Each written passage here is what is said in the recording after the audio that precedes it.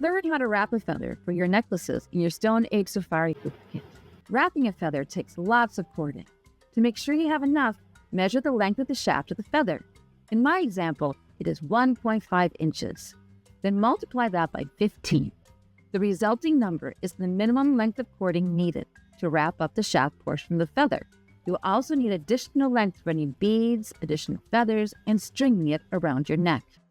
Start by tying a knot around the feather in the middle of your piece of cord.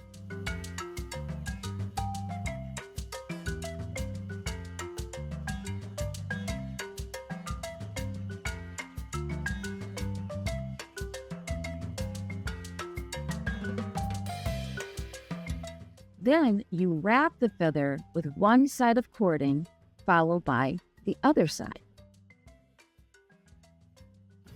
Wrap left. Wrap right.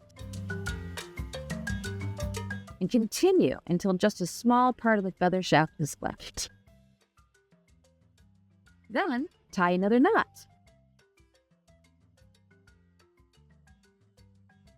If you want, you can add a dot of glue at the beginning and ending knot. That's how you wrap a feather.